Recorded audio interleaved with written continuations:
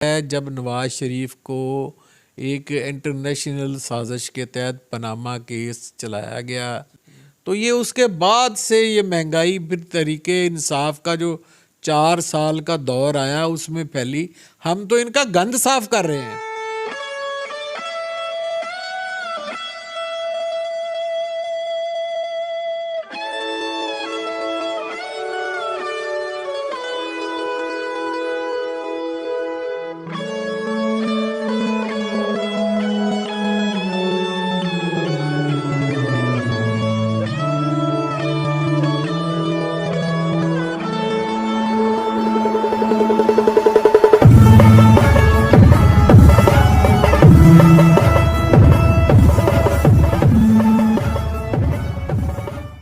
Team voice of Punjab के साथ मैं हूं हाफिज़ खालिद और आज वॉइस ऑफ पंजाब की टीम मौजूद है डिस्ट्रिक्ट पाकपतन की तहसील आरिफ आला के अंदर। और हमारे साथ जो सियासी शख्सियत मौजूद है मोहतरम जनाब डॉक्टर फ़र्रख जवेद साहब किसी तारफ़ के मोहताज नहीं है।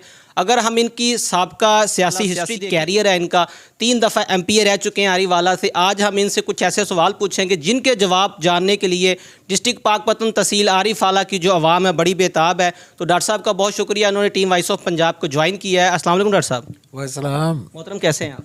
ठीक ठाक थे सर, बहुत शुक्रिया आपने हमें टाइम दिया। तो आज के सेशन के अंदर जो हमारा पहला सवाल है आपसे कि आप पेशे के लिहाज से डॉक्टर हैं, लेकिन आपने सियासत को क्यों चूज़ किया?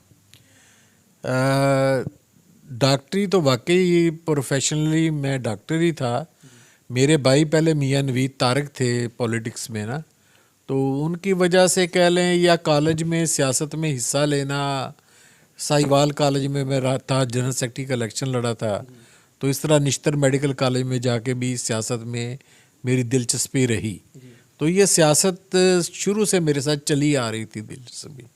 तो जब मुझे मौका मिला तो मैंने 2002 में फिर पहला इलेक्शन कंटेस्ट किया। डॉक्टर साहब, आपके नाम के साथ आरीवाला के अंदर एक स्लोगन लगाया गया कि डॉक्टर फ़र्रख तेरे काम बोलते हैं।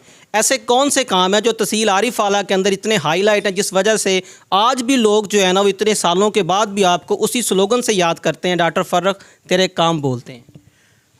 अमूमन ये होता है कि तरक्याती कामों में ज़्यादातर पैसे जो हैं वो हमारे मेंबरान हजरात नाली सोलिंग पे ज़्यादा तवज्जो देते हैं कि किसी के डेरे तक नाली चलेगी, सोलिंग चले गया। मैंने इस शहर को ऐसे प्रोजेक्ट दिए हैं जो कि आइंदा जिनका फैज़ आइंदा आने वाली नस्लों तक जारी रहेगा।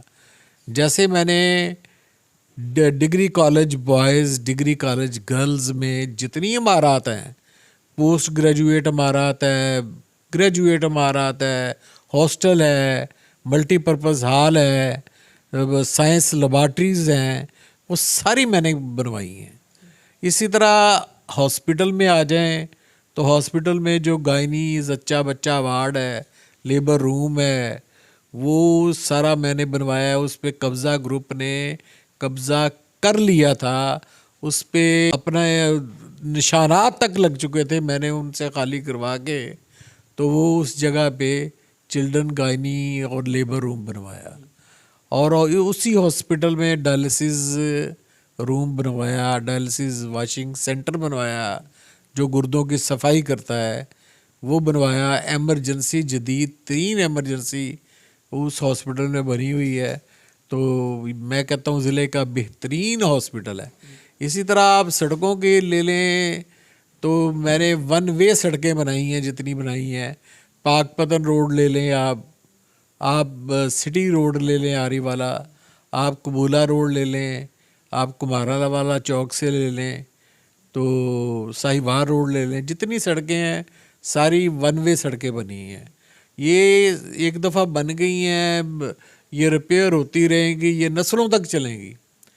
जैसे शेर शाह सूरी ने सड़क बनाई थी, वो जर्नैली रोड जिसे सड़क का नाम कहते हैं, तो वो सड़क 1000 दफ़ा बन चुकी है, लेकिन नाम तो शेर शाह सूरी का चलता है ना कि जी शेर शाह सूरी ने सड़क बनाई थी। डॉक्टर साहब, आरीवाला के अंदर छोटा सा शहर है पंजाब का, बहुत से लोग जानते भी नहीं हैं। आपको पंजाब के अंदर वज़ीर ज़राअत बनाया गया। तहसील आरीवाला के किसानों के लिए कौन सा ऐसा काम था जो आज भी लोग याद रखते हैं? गुजारिश है, किसान जो है एक कम्युनिटी है, उसको हम डिवाइड नहीं कर सकते आरेवाला में, साहिवाल में, पाकपतन में या पत्तोकी में या बहावलपुर में। तो किसान एक कम्युनिटी है। हमने किसान कम्युनिटी को तारीखी पैकेज दिया। मियाँ साहब ने जब लॉस हुआ उनको कॉटन में और उनको राइस में लॉस हुआ, तो 10,000 रुपया फ़ी एकड़ जो है ना हमने इमदाद दी किसान को, डिस्ट्रीब्यूट की। हम कह सकते हैं कि ना सिर्फ आरिफाला बल्कि पूरे पंजाब को। पंजाब में, मेरे पास पूरा पंजाब था ना, तो मैंने तो पूरे पंजाब के लिए काम करना था। हमारे दौर में यूरिया खाद 1200 में मिलती थी और डीएपी 2500-2600 में मिलती थी। और आज डीएपी का रेट देख लें, आज यूरिया का रेट देख लें। ये तरीके इंसाफ की जो गवर्नमेंट रही है 4 साल, ये उसी दौरान ये रेट सारे बढ़े हैं। आज किसान परेशान है। उसमें जो सबसे तारीखी काम हमने किया, हमने किसानों को 5 रुपये 35 पैसे फ़ी यूनिट बिजली का दिया ट्यूबवेल के लिए। वो फिक्स था दिन और रात के लिए ना, पूरे पंजाब के किसानों के लिए। और बाकी जो सब्सिडी थी वो अरबों रुपए में बनती थी, वो पंजाब गवर्नमेंट पे करती। आज की दौर में देखा जाए पीटीआई दौरे हुकूमत में तहसील आरिफाला के अंदर तरीक साज काम हुए हैं। इसके ऊपर वॉइस ऑफ पंजाब ने बड़ा वर्क किया, बहुत सारे लोग काम दिखाया भी आप। जबकि आपके मेगा प्रोजेक्ट थे जिनको लोग भूल ही नहीं सकते, टफ टाइल को भूल सकते हैं, नाली को भूल सकते हैं। आपने कहा कि चिल्ड्रन वार्ड बना के आरिफाला के अंदर एक बहुत अहम काम किया, बहुत सी जानें बचाई जा रही हैं। उसके ऊपर आप इन दोनों को कैसे कंपैरिजन करेंगे? देखें, इनका कंपैरिजन बनता ही नहीं। एक तरफ ऐसा काम है, मसीहाई का काम है, इंसानों को जान देने का काम है, इंसानों की सेहत की बरकरारी का काम है, इंसानों को सेहत बख्शने का काम है। वो तो कंपैरिजन तो बनता ही नहीं ना। तो बाकी आपसे गुजारिश है कि पंजाब में चले जाएं, सिंध में चले जाएं, बलूचिस्तान में चले जाएं, जो भी एमपी होगा नाली सोलिंग तो वो करेगा ना, वो बनाएगा, क्योंकि उसके वोटर की डिमांड है कि नाली सोलिंग हमें दो जी, नाली सोलिंग हमें दो। लेकिन मैंने जो नुक्ता नज़र रखा, मैंने हॉस्पिटल्स और कॉलेज और सड़कों की जो बात की है, ये मैंने कोशिश की है कि आइंदा आने वाली नस्लों तक इनका फैज़ जारी वो सारी रहे। आइंदा नस्लें, आने वाली नस्लें भी इनसे मुस्तफ़ीद होती रहें। डॉक्टर साहब थोड़ा सा पीछे चले जाएं, चंद माह कबल जो है ना वो आरिवाला के अंदर 1122 का दोबारा इफ्तिताह किया गया। वॉइस ऑफ पंजाब की टीम मौजूद थी, जबकि ये जो प्रोजेक्ट था ये आपके अदवार के अंदर किया गया था। तो ये डबल जो ओपनिंग हुई इसको आप क्या कहेंगे? ये इन्होंने पूरे पंजाब में ऐसे करने की कोशिश की है, लेकिन अवाम बहुत बाशऊर हो चुके हैं। उन्होंने अपनी आँखों के सामने वो बिल्डिंग बनते देखी है, गाड़ियाँ चलते देखी हैं, उनका इफ्तिताह होते देखा है, और उन्हें पता है ये किसने बनाया है, किस दौर में बनाया है। तो इसलिए इसकी वजाहत की ज़रूरत नहीं, मेरा ख्याल सब लोगों को पता है। ये डॉक्टर साहब मौजूदा दौर में अगर देखा जाए तो जो है ना वो ऐसी महंगाई जा रही जिसको हम बयान ही नहीं कर सकते। क्या नून लीग की हुकूमत इतनी महंगाई के अंदर इलेक्शन करवाना पसंद करेगी एमरजेंसी के अंदर? देखें जी, पहली बात तो कि महंगाई हुई कब से? ये महंगाई हुई उस वक़्त से है जब नवाज़ शरीफ को एक इंटरनेशनल साजिश के तहत पनामा केस चलाया गया, और फिर पनामा नहीं बल्कि उस अहकामे में सज़ा दे के उसको मुल्क से आउट किया गया। तो जब मियाँ नवाज शरीफ को आउट किया गया तो उस वक़्त जो डॉलर था वो 97 रुपये या 8 का था, और जो डीज़ल था या पेट्रोल था वो 67 रुपीज़ में था, और इसी तरह बिजली का यूनिट गालबन 11 या 12 रुपए में था। तो चीनी 55 में थी, इसी तरह सारे रेट थे। तो ये उसके बाद से ये महंगाई फिर तरीके इंसाफ का जो 4 साल का दौर आया उसमें फैली। हम तो इनका गंद साफ कर रहे हैं जी। जैसे ये आप कहें जी ये बिल्डिंग है जहाँ हम बैठे हैं, यहाँ हॉस्पिटल बनाना है या कोई और चीज़ बनानी है, तो पहले बिल्डिंग को डिमोलिश करना होगा ना, इसको गिराना होगा। तो इसीलिए हम पहले तो उनकी बनाई हुई चीज़ों को अनडू कर रहे हैं, ख़त्म कर रहे हैं। तो ख़त्म करने में, अनडू करने में तो ज़ाहिर तबाही होती है। तो बाकी इलेक्शन ये है कि नून लीग ने बहुत बड़ी प्राइस पे की है, सख्त फैसले करके, डिसीजन सख्त लेके। अब मुझे पता है कि मैं इस कॉन्स्टिट्यूंसी से हूँ, अगर मैं कारकुनों पे, वर्करों पे कोई ऐसी सख्त चीज़ लागू कर दूंगा तो वो मेरे से बागी होंगे। तो मियाँ शहबाज शरीफ ने बहुत बड़े दिल से सख्त फैसले किए हैं। आईएमएफ का प्रोग्राम पूरा करने के लिए बड़े बड़े टैक्सेस लगाने पड़े हैं, बहुत बहुत महंगे कर्जे लेने पड़े हैं, बहुत कुछ करना पड़ा है।